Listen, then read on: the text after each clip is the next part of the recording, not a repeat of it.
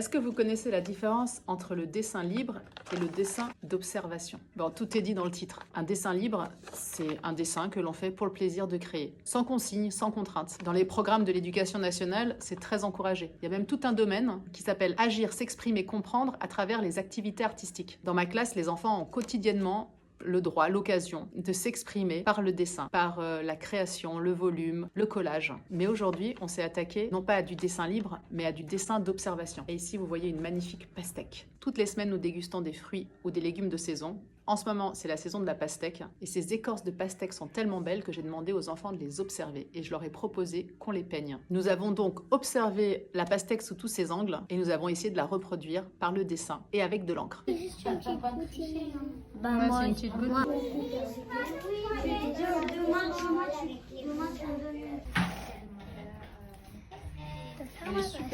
Une fois l'activité lancée et bien entamée, j'ai proposé aux enfants de s'intéresser à autre chose de très intéressant en art plastique. Ce sont les fonds, la couleur, le contraste. Pour mettre en valeur son travail, rien de tel que de créer un fond de couleur qui va contraster avec le dessin. Aiguiser son regard artistique, c'est pouvoir décrire ce qu'on voit et parler de ce qu'on ressent quand on regarde quelque chose. Cette pastèque verte sur fond vert ne ressort pas énormément. Tandis que si j'appose le rouge ici, là, ça fait un vrai contraste. De manière très théâtrale et toujours dans le jeu, face à mon groupe d'élèves, je leur ai demandé de me dire ce qu'ils ressentaient en fonction des fonds colorés. Là, on la voit pas, maîtresse. Par contre, la pastèque entière, ça fait trop beau. Nous avons parlé donc contraste, mais aussi luminosité, couleur, effet, ressenti. Je les ai aussi aidés à mettre des mots sur des intuitions. Ici, on a un rappel de jaune. C'est un enfant qui l'a fait remarquer. Là, c'est beau parce qu'il y a du jaune dedans et il y a du jaune autour. Absolument. C'est pas beau avec ce vert-là. Ah oui, pourquoi tu trouves pas ça beau?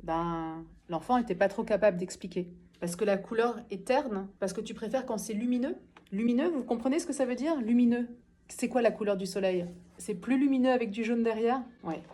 Cette couleur-ci, elle est beaucoup moins vive.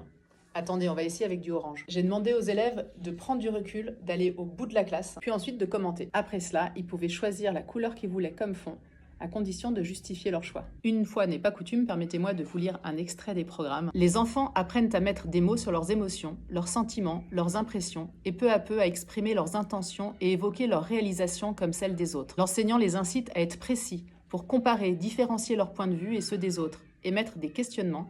Il les invite à expliciter leurs choix, à formuler ce à quoi ils pensent et à justifier ce qui présente à leurs yeux un intérêt. On est en plein dedans.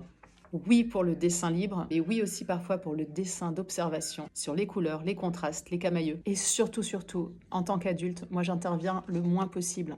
Il y aura des tout petits pépins, il y en aura des très gros, il y aura des petites pastèques, des énormes pastèques. C'est absolument normal qu'il n'y ait pas deux productions qui se ressemblent. Et surtout, chose très importante, on ne cherche pas à faire joli, ce n'est pas du tout l'objectif. On cherche à observer, à expérimenter, à décrire, à réaliser et tout simplement développer son goût pour les pratiques artistiques.